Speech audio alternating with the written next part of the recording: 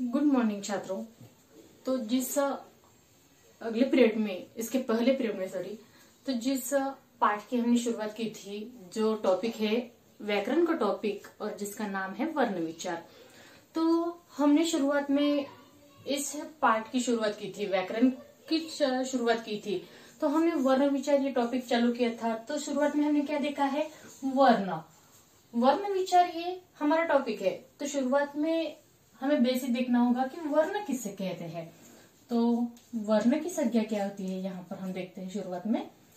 तो भाषा की मूल ध्वनियां जो हम बात करते हैं, क्या ऐसे हमें बातें करना आते हैं क्या? नहीं।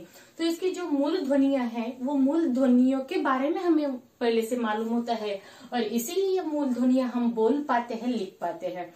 तो इसीलिए भाषा की जो मूल ध्वनियां होती है, इन मूल ध्वनियों को वर्ण कहते हैं। ये शुरुआत में आपको ध्यान में रखना है।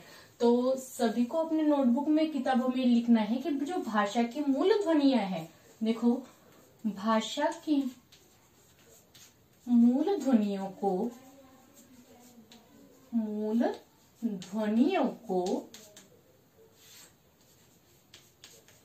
क्या कहते हैं? यहाँ पर क्या चालू है हमारा? वर्ण। तो भाषा की जो मूल ध्वनियां हैं, इन मूल ध्वनियों को वर्ण कहते हैं। आगे ध्यान में, ये यहाँ पर सॉर्ट आउट हो गया आपका सबका। देखो कंफ्यूजन है यहाँ पर कि भाषा है, भाषा की जो मूल ध्वनियां है, हिंदी भाषा है, मराठी है, चाहे अंग्रेजी है, ये जो भाषा है, इन भाषा की जो कौन सी भी जो मूल ध्वनियां आती है, उन मूल ध्वनियों को यहाँ पर क्या कहते हैं? वर्ण कहते हैं। ये आपको किताब में लिख लेना है। और ये जो वर्ण है, इस वर्ण के कोई खंड नहीं किए जाते, उन्हें अलग नहीं किया जा सकता। ये सब एक होते हैं, इन्हें अलग नहीं किया जा सकता। जैसे कि हम देखते हैं कि छोटी से छोटी जो ध्वनि है, जिसके टुकड़े नहीं किए जा सकते, वो वर्ण कहलाती है। छोटी से छोटी ध्वनि, जैसे कि अ, ये छोटी ध्वनि है। ई, उ, दूसरा उ, ए, क, प, जैसे कि हलंत, जिसे हम आपने इसके पहले की कक्षा में आप उसे लंगड़ा करते होगे, सही बात है। तो उस लंगड़े क को, जैसे कि ये जो क आता है और इसके नीचे ऐसी तिरछी रेखा जो दी जाती है, इसे आप पहली कक्षा से अभी 8वीं कक्षा तक आप इसे क्या कहते हैं? लंगड़ा क। परंतु इसे हम लंगड़ा नहीं कहते हैं, इस तिरछी रेखा को यहाँ पर हलंत कहा जाता है। और जो ध्वनि, छोटी से छोटी ध्वनि, जैसे कि हमने कहा है यहाँ पर, फॉर एग्जाम्पल अ, इसके बाद आता है उ, इसके बाद प, जैसे कि क, जिसके नीचे तिरछी रेखा आ जाती है, जिसे हमने यहाँ पर हलंत कहा हुआ है। और ऐसी छोटी सी छोटी ध्वनि जो है, जिसके और टुकड़े नहीं किए जा सकते, यानी कि इन्हें विभाजित नहीं किया जा सकता, इन्हें अलग नहीं किया जा सकता, उसे क्या कहते हैं? ये ध्वनियां यहाँ पर वर्ण कहलाती है। आगे ध्यान में कि छोटी से छोटी ध्वनि, आपको यहाँ पर सिर्फ एक बात ध्यान में रखनी है कि जो छोटी से छोटी ध्वनि यहाँ पर जो है, जिसके टुकड़े नहीं किए जा सकते, जिन्हें अलग नहीं किया जा सकता, जिन्हें विभाजित नहीं किया जा सकता, वह वर्ण कहलाती है। यहाँ पर वर्ण के बारे में हम पढ़ रहे हैं कि वर्ण किसे कहते हैं? वर्ण के कोई टुकड़े नहीं किए जा सकते, उन्हें अलग नहीं किया जा सकता, वह यहाँ पर वर्ण कहलाती है।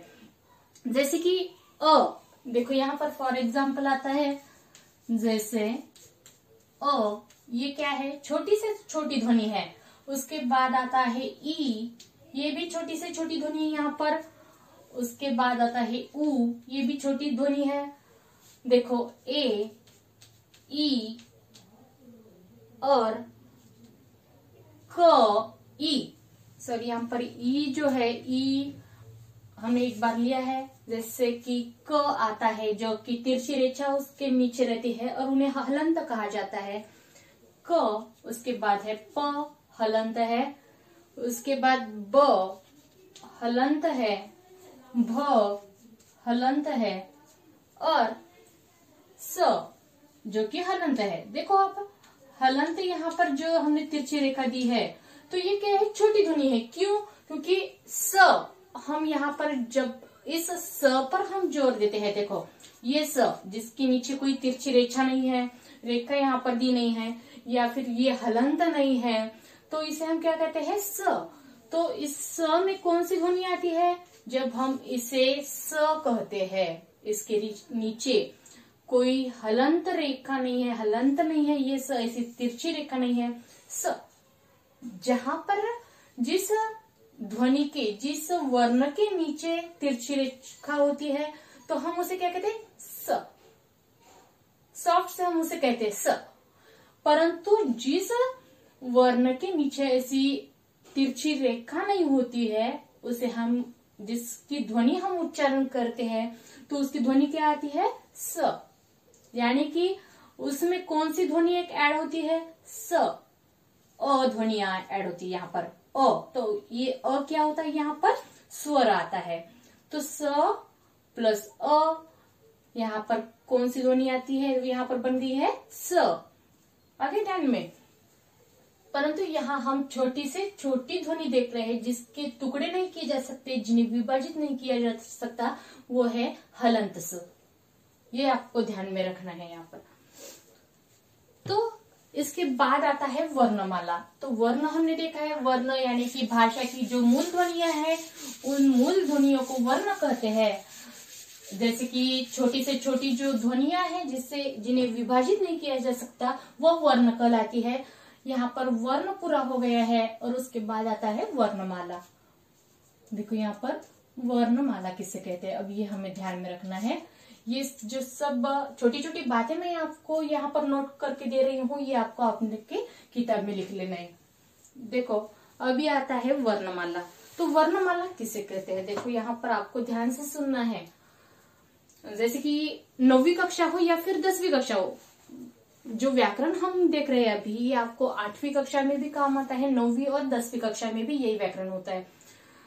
तो देखो वर्ण के समूह को वर्णमाला कहते हैं। अभी वर्ण हमने देखे हैं, अ, ई, उ, ए, ऐ, ये क्या है, वर्ण है। तो वर्णमाला किसे कहते हैं, देखो वर्णों के समूह को। अभी वर्णों का समूह कौन सा आता है, अ, आ, ई, अहा, आहा, यहाँ तक क्या है, वर्ण का समूह है। पूरे वर्ण इस समूह में आते हैं और इसी समूह को यहाँ पर कहते हैं वर्णमाला। जैसे कि हिंदी वर्णमाला में 52 वर्ण है। देखो पूरे कितने, कुल 52 वर्णों के समूह को वर्णमाला। यहाँ पर संज्ञा लिख कर दे रही हूं मैं आपको, नोटबुक में लिखनी है इसे। वर्णों के समूह को क्या कहते हैं, यहाँ पर वर्णमाला कहते हैं, वर्णमाला कहा जाता है। पूरा ये वर्णों का समूह है और इस समूह को यहाँ पर वर्णमाला कहते हैं। और पूरे हिंदी वर्णमाले में 52 वर्ण है। 52 कुल कितने वर्ण है हमारे हिंदी भाषा में, 52।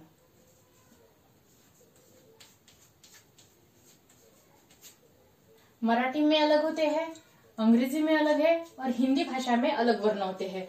तो कुल मिला के हिंदी भाषा में पूरे 52 वर्ण है और जिन्हें देवनागरी लिपि में लिखा जाता है। तो ये जो पूरे 52 जो वर्ण है, इन वर्णों को कौन सी लिपि में लिखा जाता है, तो देवनागरी लिपि में लिखा जाता है। यहाँ पर जो देवनागरी लिपि है, इस देवनागरी लिपि में इन वर्णों को लिखा जाता है। जैसे कि देखो ये जो वर्ण है, ये किस प्रकार से लिखे जाते हैं, ये अभी हम देखते हैं। ये समझ में आ गया आपको वर्णमाला किसे कहते हैं, तो वर्णों के समूह को वर्णमाला कहते हैं। ये आपको अभी लिख लेना है। वर्णों का जो समूह है, अ, आ, ई, उ, ए, ऐ, ओ, औ, आहा। तो यहाँ तक जो वर्णों का समूह है, इन वर्णों के समूह को यहाँ पर वर्णमाला हमने कहा है। जैसे कि देखो स्वर, ये क्या है, हिंदी में वर्ण के जो भेद है, जैसे कि वर्ण के प्रकार, भेद यानी प्रकार। तो हिंदी में जो वर्ण के प्रकार है, वर्ण के भेद है, ये प्रकार, ये भेद 2 है। एक है स्वर और दूसरा आता है व्यंजन। तो देखो शुरुआत में हम देखते हैं स्वर। तो स्वर कौन से आते हैं यहाँ पर, अ, आ, उसके बाद क्या है, ई, ये रस्व है, ये दीर्घ ई है, उ, इसके बाद आता है दीर्घ उ, री, यानी कि ऋषि का री। जैसे कि आप इसे मराठी में रू कहते होगे, परंतु यहाँ पर हिंदी में हम री का उच्चारण करते हैं। यहाँ पर ए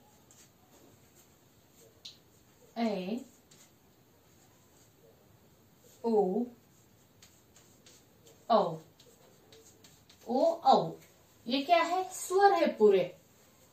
और इसके बाद क्या आता है? आहा। ये आपको मालूम है आहा। परंतु ये आहा ये क्या है?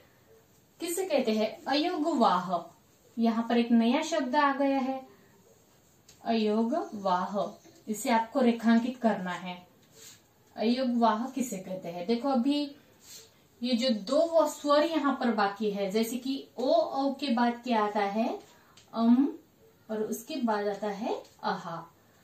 तो यहाँ पर आपको ये बात ध्यान में रखनी है कि ये अयोगवाह क्या है? स्वर लिखे हमने, स्वर के बाद आता है अयोगवाह। तो जैसे कि आहा, ये आहा अयोगवाह कहते हैं। तो अयोगवाह किसे कहते हैं? जैसे कि अनुस्वार और विसर्गों को अयोगवाह कहते हैं। क्या है? अनुस्वार और विसर्ग। जैसे कि अनुस्वार ये होता है, के ऊपर हम देते हैं ना ऐसा डॉट, तो इसे अनुस्वार कहते हैं। और उसके बाद जो विसर्ग आते हैं, यानी कि ऐसे दो टिम्ब हम जहां पर देते हैं, उसे हम विसर्ग कहते हैं। तो अनुस्वार और विसर्ग, इन दो ध्वनियों को यहाँ पर अयोगवाह कहते हैं। आगे ध्यान में, अनुस्वार और विसर्गों को अयोगवाह यहाँ पर कहा जाता है। ये संज्ञा आपको आपकी नोटबुक में लिख लेनी है। जिसके बाद स्वर हमने देखे हैं, जिसमें दो अयोगवाह है, आहा, और उसके बाद आता है व्यंजन।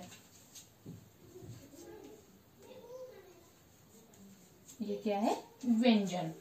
तो व्यंजन कितने हैं देखते हैं हम। व्यंजन, स्वर और व्यंजन, ये आपको ध्यान में रखना है कि जब हम स्वरों का उच्चारण करते हैं, अ आ ई, तो ये कैसा आता है? दीर्घ उच्चारण आता है। अ आ ई, जब हम उसका उच्चारण करते हैं तो ये दीर्घ उच्चारण करते हैं, इसकी ध्वनि दीर्घ आती है। अयोगवाह आहा। तो जब हम व्यंजनों का उच्चारण करते हैं, जैसे कि व्यंजन कौन से है? क ख ग घ न, च छ ट ज झ त्र, ट ठ ड ढ न। तो ये जो व्यंजन है जिसका हम उच्चारण करते हैं, पूरे व्यंजन के नीचे हलंत किया जाता है। देखो जैसे कि क, ये व्यंजन है, क के नीचे तिरछी रेखा दी जाती है, इसे हमने हलंत कहा है। उसके बाद क ख तिरछी रेखा हलंत, क ख ग हलंत, घ हलंत। उसके बाद आता है न, यानी कि जो ड हमने लिखते हैं यहाँ पर डॉट दिया जाता है, और ये होता है हलंत। तो इस डॉट को क्या कहते हैं मालूम है आपको? यहाँ पर जो हम बीच में जो डॉट दिया जाता है, ऐसा अनुस्वार, के ऊपर ऐसा अनुस्वार होता है, हाथ के बाद ये विसर्ग दिए जाते हैं। तो यहाँ पर जो ग घ न जो उच्चारण करते हैं, यानी कि ड के बीच में हम यहाँ पर जो टिम्ब देते हैं, इस टिम्ब को क्या कहते हैं मालूम है आपको? नहीं। तो इस टिम्ब को नुक्ता कहते हैं, ये आपको ध्यान में रखता है। तो इस न के बीच में क्या दिया है हमने? एक नुक्ता दिया है, और इसके नीचे हमने एक तिरछी रेखा दी है, उसे हलंत कहा गया है। तो ऐसे पूरे जो व्यंजन है, श्रता, क्ष, त्र, ज्ञ और श्र, ये जो पूरे व्यंजन है, इस व्यंजन के नीचे हमने क्या किया है? एक तिरछी रेखा दी है। इन तिरछी रेखा को हम क्या कहते हैं? हलंत। क ख, यानी कि ये जो हलंत व्यंजन है, जो हलंत वर्ण है, इन हलंत वर्णों का उच्चारण हल्के से किया जाता है, इनके ऊपर कोई जोर नहीं दिया जा सकता, इसलिए वे व्यंजन कहलाते हैं। यहाँ तक आप सभी को समझ में आ गया होगा, ये मैं आपसे आशा करती हूँ।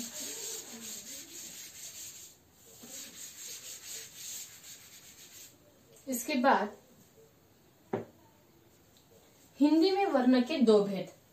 अभी देखो, वर्ण आपको समझ में आ गया, वर्णमाला आपको समझ में आ गई, इसमें स्वर कौन से है, अयोगवाह क्या है, और व्यंजन कौन से है, ये सभी बातें आपको यहाँ पर समझ में आ गई। उसके बाद आता है स्वरों के, हिंदी में वर्ण के दो भेद। यानी कि जो वर्ण है, इस वर्ण की यहाँ पर दो भेद किए गए हैं। वर्ण के दो भेद यहाँ पर हुए हैं, दो भेद, जिसमें पहला है स्वर, ये व्यंजन का भेद है, और दूसरा है व्यंजन। ये यहाँ पर वर्ण के जो प्रकार है, दो प्रकार, स्वर और व्यंजन। तो स्वर किसे कहते हैं? देखो अभी स्वर किसे कहते हैं? स्वर की संज्ञा क्या होती है? जैसे कि शुरुआत में हमने किसकी संज्ञा देखी है? वर्ण की संज्ञा देखी है। उसके बाद हमने वर्णमाला की संज्ञा देखी है।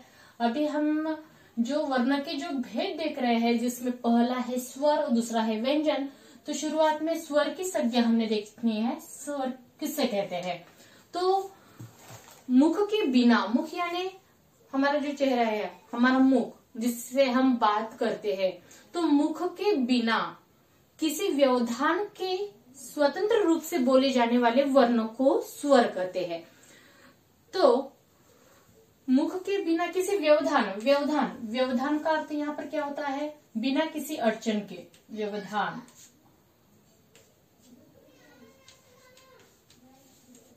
बिना किसी अड़चन के, बिना किसी तकलीफ के बोले जाने वाले वर्ण। तो यहाँ पर मुख के बिना, हमारे मुख के बिना किसी अड़चन के साथ न बोले जाने वाले, जो कि स्वतंत्र रूप से बोले जाते हैं, ऐसे वर्णों को यहाँ पर क्या कहते हैं? स्वर कहते हैं। देखो एक बार ध्यान से स्वर की संज्ञा सुनिए।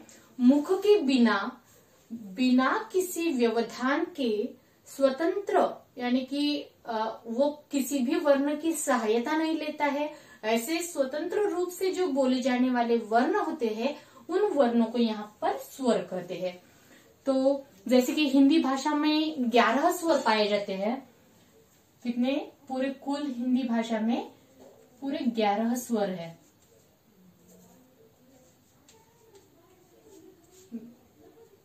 11 स्वर पाए जाते हैं। जैसे कि 11 स्वर कौन से है? यहाँ पर अ आता है, जिसमें आ, ई, ह्रस्व ई, दीर्घ ई, ह्रस्व उ, दीर्घ उ, रु, ए, ऐ, ओ, औ। ये जो 11 स्वर है, ये हिंदी भाषा में पाए जाते हैं। देखो अ, आ, ई, उ, उसके बाद ऋषि का रू, ए, ऐ, ओ और औ। पूरे कितने हुए ये? 1 2 3 4 5 6 7 8 9 10 11। तो यहाँ पर पूरे हिंदी भाषा में कितने स्वर है? यहाँ पर जो मैंने आपको यहाँ पर सामने लिख कर दिए है, ये पूरे कुल मिला के 11 स्वर है, जो कि हिंदी भाषा में पाए जाते हैं। तो स्वर के भेद, उसके बाद हमने स्वर देखे हैं, स्वर की संज्ञा हमने यहाँ पर देखी है। स्वर में कुल मिला के 11 वर्ण आते हैं। इन वर्णों का अभ्यास अभी हमने किया है। अभी हमें देखना है कि स्वर के भेद। वर्ण के भेद हमने देखे, वर्ण के 2 भेद है। अभी किसके भेद देखने हैं हमें? स्वरों के भेद। तो स्वरों के 3 भेद है यहाँ पर। स्वरों के भेद यानी प्रकार। तो स्वर की 3 भेद यहाँ पर होते हैं। देखो स्वर के पूरे 3 भेद है, ह्रस्व, दीर्घ और लुप्त स्वर।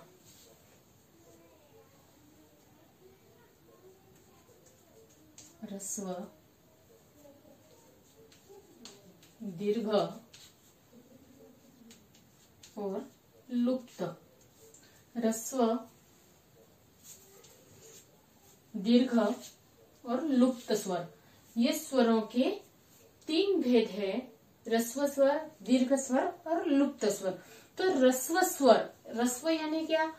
जिसे हम लघु कहते हैं, छोटा कहते हैं, उसे ह्रस्व स्वर कहते हैं। देखो ये लिख कर लेना है। स्वरों के भेद है, स्वरों के 3 भेद है, जिसमें पहला है ह्रस्व स्वर, दूसरा है दीर्घ स्वर और तीसरा है लुप्त स्वर।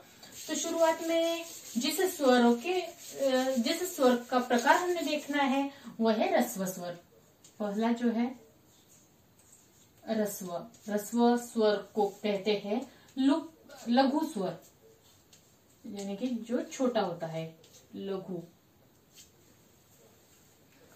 तो देखो लघु स्वर मतलब क्या? ह्रस्व स्वर, जिन स्वरों का हम जब उच्चारण करते हैं, वो स्वर हम कहने की कोशिश हम करते हैं, तो उस स्वर का उच्चारण करते समय उस स्वर को कहने में हमें कम समय लगता है, बराबर है।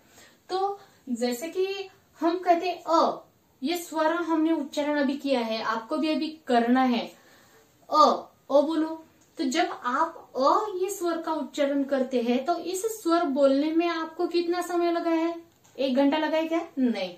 तो वो स्वर कहने में आपको कुछ सेकंड लगे हुए हैं, जिसे हम ह्रस्व स्वर कहते हैं, लघु स्वर कहते हैं। तो इसकी संख्या क्या होती है? जिन स्वरों के